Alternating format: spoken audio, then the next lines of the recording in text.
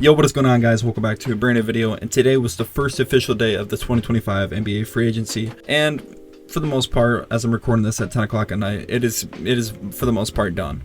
Nothing too crazy really happened today. There was one trade that kind of shook some things up, which was Michael Porter Jr. to the Brooklyn Nets for Cam Johnson. I think the Nuggets sent them a 2032 unprotected first-round pick, so I can see what the Nets took on that deal with Michael Porter Jr.'s contract. And honestly, Denver, they're trying to get back into the top teams in the West. With that being said, for the Phoenix Suns, nothing, actually, they didn't really do anything too crazy. You know, they're still in the second apron, still trying to get under that so they can, you know, finally get some contracts and start signing some guys. But with being in the second apron, they can only offer vet minimum contracts. So there's still a lot that has to be done with roster construction. I know like point guard's a big thing here. I'm not sure if they're going to still play Booker at the one. Colin Gillespie's back as a Phoenix Sun, so I'm excited to see that. Shout out Colin Gillespie.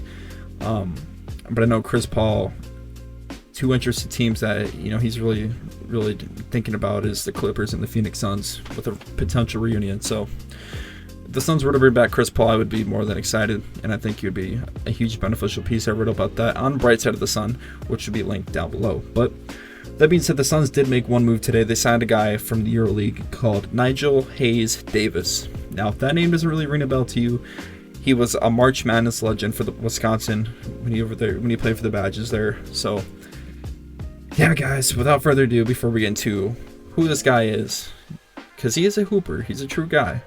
You guys may have never heard of him, but there's a reason the Phoenix Suns chose this guy over the current guys in the free agency market, and we're going to go and get to the bottom of this and find out why exactly they did that. But with that being said, make sure to drop a like, subscribe, turn on post notifications, because these crazy videos are going to be dropping all summer long. Let's find out who the mystery Phoenix Suns player is. So get into it, guys. We're going to look at some stats from Mr. Nigel Davis, some statistics, and some kind of interesting things that I read about this guy, because this is going to be someone that I think could be like a PJ Tucker type thing, where you bring in a guy from overseas, give him an NBA contract, and he just kind of becomes a journeyman. You know, PJ Tucker, he's been a key player, you know, former Phoenix Sun. He's been a part of some great teams. He was a part of the team with the Milwaukee Bucks. He was the key piece there. He guarded Kevin Durant in playoff series. This could be a similar situation for the Phoenix Suns. Now, Mr. Nigel Davis here is a 6'8" power forward. It has a 7'3" wingspan. He did play at the University of Wisconsin with former Phoenix Sun, Frank Kaminsky. He's had some brief NBA stints. I don't know if I mentioned that already, but with the Lakers, the Raptors, and the Sacramento Kings. He's a two-time EuroLeague first-team player, and he has the most points ever scored in a EuroLeague game, which is with 50 points. Now, if you guys aren't too familiar with the EuroLeague, they play some freaking hardcore defense over there. So it's not like he's going to have like this big scoring role, or I don't even know if he's going to have a rotational spot with the Phoenix Suns. But just kind of hearing that brings a lot of faith to me, because I mean, I don't watch a lot of EuroLeague games, but just from like what you hear about the EuroLeague and what you read, those guys are some tough, hard-nosed defenders. You know, they play some great defense over there. It's really different from the NBA. So if he does get that chance to play and get a real shot, if his scoring, which we'll get into different aspects as to how he's a good scorer, he could be very versatile for the Phoenix Suns. And like I said earlier, there's a reason the Suns took notice of this guy and signed him, opposed to some other guys that have NBA, you know, experience in the free agency market.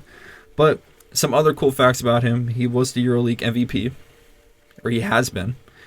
I believe he is just coming off EuroLeague championship, if I'm correct, and he was the top scorer in the finals for the EuroLeague. So there's just some quick cliff notes right there. But he is a versatile forward. He's a strong spot up and off ball scorer. Shot 49% from the field, and he shot 40.9% from three. So just kind of reading off that, he's a very good off ball shooter. And I believe there's a little chart which I'll throw up on the screen here. It's pretty much green all the way around. He's very versatile when it comes to shooting around the arc. And like I said, if he gets a shot with the Phoenix Suns, the Suns need guys like that. So if he can be a 3-and-D piece, the Suns are going to have guys that are going to have opportunities to play and show what they can do. You know, I don't think there's really a set bench rotation for this Phoenix Suns team outside of like this probably 6 or 8 man. So those last couple of rotational spots, if a guy like Nigel Davis, a 30-year-old veteran that has some crazy basketball experience and you know, if he does bring in this overseas presence over to the NBA and kind of shows what he can do, he has a real chance to be one of those guys for the Phoenix Suns. It could be honestly a steal. I'm not going to say he's going to be out here and be one of those guys where, you know, he's going to have like a crazy Cinderella story and get a crazy contract the next offseason. But it could be a very similar situation to Yabusele, the former Philadelphia 76er, who is now currently a free agent and could potentially go play for the San Antonio Spurs. It could be one of those situations. Now, this is the first time I've heard about this guy, but I was reading on Twitter, I believe, earlier today when the signing was made. I think Kevin Durant has a lot of respect for this guy. And that means a lot because Kevin Durant is he's a huge hooper, man. One of the greatest to ever play the game of basketball. And if you're getting a notice from a guy like Kevin Durant, that truly does mean something. Yeah, I think he has talent to be in the NBA. He's shown that so far. He's shown that in college. He's shown that playing in EuroLeague. So hopefully he gets his opportunity. But if anything, he just loves to play regardless, and he'll play for it. He'll go out there and play and work on his game until he can't no more. So hopefully he's in the league soon. There was something that I thought was really interesting, kind of how he goes about the game of basketball, which I think means a lot. He's known for like a Jokic and Kevin Garnett inspired post game. He lifts after the games, which I think is pretty common. If I'm correct, I feel like I thought most NBA players lift after games. You know, there's iconic Suns post game video where it's like winners work or whatever.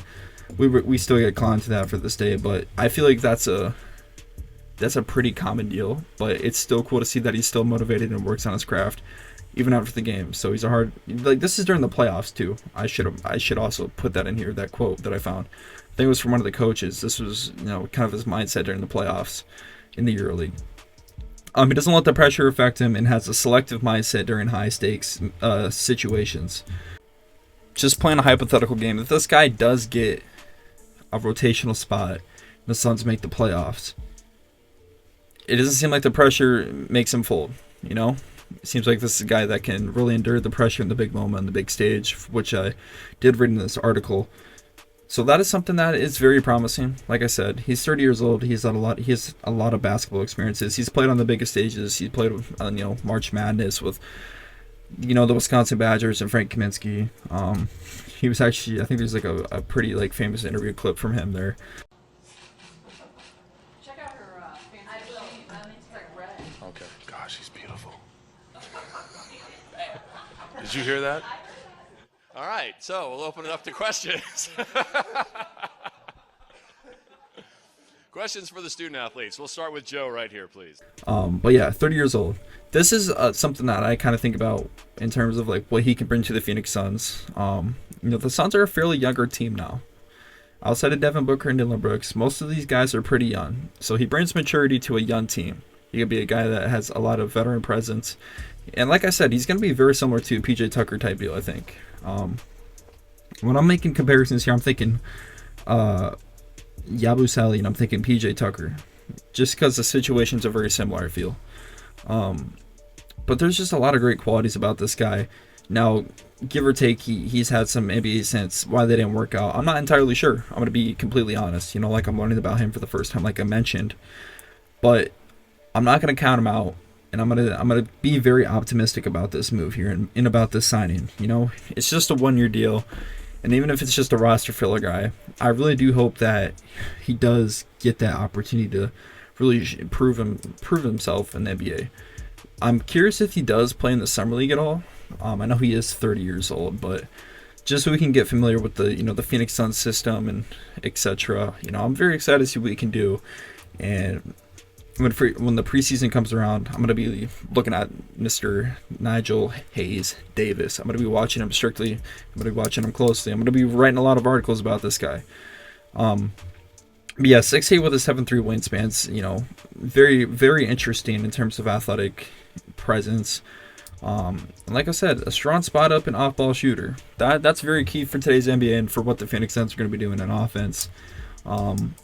And yeah, I'm pretty sure it's a pretty good post game as well, if I'm correct. But if you guys did enjoy watching this video, I hope you guys did take something away from this video in terms of learning something about who this guy is. He's not just some scrub that they picked up off the streets over from the EuroLeague. This is a guy that has proved himself and has a lot of, you know, good basketball on him. So that being said, guys, thank you guys for watching. Make sure to drop a like, subscribe, and turn on post notifications, because, you know, the NBA offseason is going to be crazy, and I'm going to be covering every single move from the Phoenix Suns. So with that being said, I'll see you guys in the next one. Hope you guys enjoyed.